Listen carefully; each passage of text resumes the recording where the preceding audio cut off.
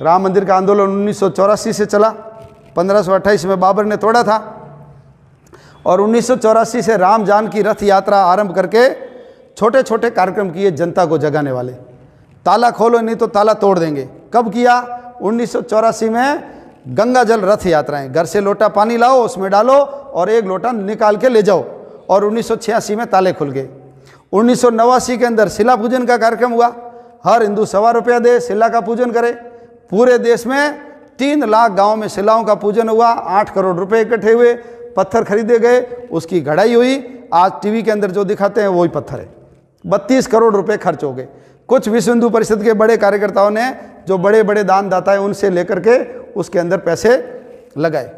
फिर 18 अक्टूबर 1990 की जो दिवाली थी, वो राम ज्योति आई थी, हर घर के अंदर पहुंचाई थी राम ज्योति, मंदिरों में रखी थी, वहां से एक एक दिया जला करके बस्तियों में ले गए और उसी दिए से पूरे घरों में पहुंच गई। और 18 अक्टूबर के बाद जो 30 अक्टूबर आया 1990 का, सब लोगों को कार सेवा के लिए बुलाया। मुलायम सिंह मुसलमानों के वोटों का भूखा था, उसने गोलियां चलाई, और गोलियां चलाने के बाद वो जो कार सेवक बलिदान हो गए थे, उनकी अस्थियों से अस्थि कलश यात्राएं निकाली। बीच में वार्ताओं के दौर भी चले, लेकिन वार्ताएं सब विफल हो गई। क्यों? उनको मस्जिद से मतलब नहीं था, उनको तो यही उसी बात से मतलब था कि हिंदू किसी भी प्रकार से वहां मंदिर नहीं बना सके। फिर राम चरण पादुकाओं का पूजन हुआ और गीता जयंती 1992 को सब लोगों को अयोध्या बुलाया। 6 दिसंबर का दिन था। कार सेवक भड़क गए कि इसका निर्णय नहीं हो रहा है, मुसलमान भी नहीं मान रहा है, नेता भी उसका निराकरण नहीं कर रहे हैं, और ये जो जुडिशरी है, न्यायालय, ये भी अनावश्यक विषय को लंबा कर रहा है। और परिणाम स्वरूप वो ढांचा 1992 में टूट गया। फिर इलाहाबाद हाई कोर्ट का निर्णय आया, फिर मामला सुप्रीम कोर्ट में चला गया। सुप्रीम कोर्ट में भी इसको रोकने की बहुत कोशिश की। कपिल सिब्बल ने कहा 2019 के चुनाव के बाद निर्णय आना चाहिए, मस्जिद इस्लाम का मूल हिस्सा है या नहीं हिस्सा है, ऐसा करके एक पेच और फंसाया गया। रंजन गोगोई के ऊपर, एक महिला को तैयार करके उसके ऊपर यौन शोषण के आरोप लगाए गए। कांग्रेस ने जिन जजों को नियुक्ति किया था, उन जजों ने मीडिया के सामने आकर के रोना रोया अपना। कारण क्या था? इसका निर्णय नहीं होना चाहिए। लेकिन सुप्रीम कोर्ट ने 5 लोगों की जो बेंच थी जजों की, सर्वसम्मति से निर्णय दिया कि ये स्थान भगवान राम का है, मंदिर बनना चाहिए। और अभी हमारे देश के प्रधानमंत्री के द्वारा उसका भूमि पूजन हो गया है। अब राम जन्मभूमि का जो मंदिर का निर्माण है वो काम आरंभ हो गया है। मंदिर कई बार टूटा है, तो वहीं वापस उसी मलबे से वो बनता गया, तो वो भाग ऊंचा हो गया। 12 फीट जमीन हटाई है, नीचे से मूर्तियां वगैरह निकली है, और उस जमीन का परीक्षण किया है तो पता लगा है कि यहाँ पर जमीन थोड़ी कमज़ोर है। इतना बड़ा वजन का पत्थर लगेगा तो कहीं धसक नहीं जाए, इसलिए 200 फीट गहरे ऐसे पिलर खड़े किए, क्योंकि 200 फीट नीचे गहरी मजबूत जमीन है, तो वजन यदि वहाँ गया तो ऊपर का मंदिर सुरक्षित रहेगा। तो ऐसे ये 7 एकड़ ज़मीन है जहाँ मंदिर बनेगा, उसमें 2000 पिलर खड़े करेंगे ज़मीन के अंदर, और उसके ऊपर वो पूरा मंदिर बनेगा। वो जो मंदिर है वो 235 फीट चौड़ा होगा और 360 फीट लंबा होगा और 161 फीट ऊंचा होगा। पहले मॉडल छोटा बनाया था, लेकिन अनुकूलता होगी तो लोगों की मांग होगी कि थोड़ा और भव्य बनाया जाए।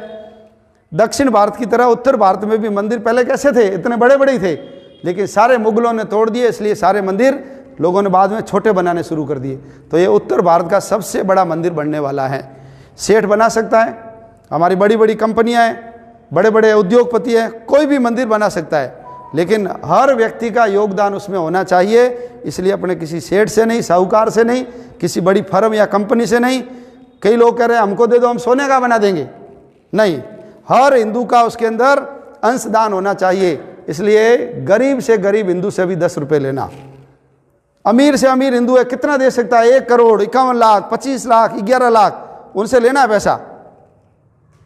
हर घर में जाना है और घर वालों से आग्रह करना हर घर 100 रुपये दे।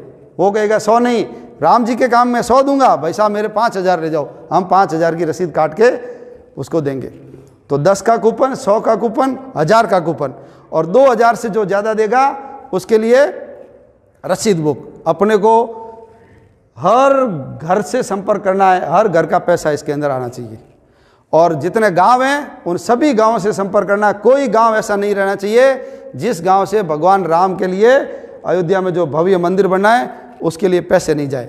और जब जन जन से पैसा जाएगा तो हर व्यक्ति को लगेगा ये मंदिर किसका है, मेरा है। हम भी जब जाएंगे, बूढ़े हो जाएंगे, हमारे बच्चे ले जाएंगे, या हम हमारे 4-5 साल बाद दादा दादी को, माताजी पिताजी को ले जाएंगे, तो आप जाकर कहोगे कि मेरा पैसा भी, अपने घर का भी पैसा यहाँ कहाँ लगा हुआ है, भगवान राम के मंदिर में लगा हुआ है। तो ये 14 जनवरी से अभियान शुरू होने वाला है।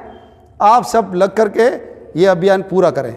और कार सेवा में नहीं गए होंगे, ढांचा टूटता हुआ नहीं देखा होगा, मुलायम सिंह ने जो गोलियां चलाई वो हमको याद नहीं है, हम छोटे रहे होंगे, लेकिन अपने जीवन में राम मंदिर बनाने का ये सुअवसर है। धन संग्रह अभियान, आज तक का सबसे बड़ा दुनिया का धन संग्रह का अभियान, आप सब उसमें लगे और तय करें मैं 7 दिन दूंगा। आप तय करो कि मैं 15 दिन दूंगा इस काम के लिए, 1 महीना दूंगा, नहीं जाऊंगा दुकान, लगाऊंगा ताला। ये मौका कब आने वाला है, वापस कभी आएगा थोड़ी जीवन में, एक बार ही आने वाला है। इसलिए समय का दान करके हम हर घर से संपर्क करेंगे, हर घर में जाएंगे, हर गांव में जाएंगे। कोई भी गांव भारत का हम छोड़ने वाले नहीं है। 5.5-6 लाख गांव हैं, सभी गांवों से संपर्क करके हर हिंदू से धनराशि लेकर के हम अयोध्या पहुंचाने वाले हैं। आप सब इस अभियान में सहयोग करेंगे, ऐसा निवेदन और विनती करते हुए बात मेरी पूरी करता हूं। सभी को जय श्री राम।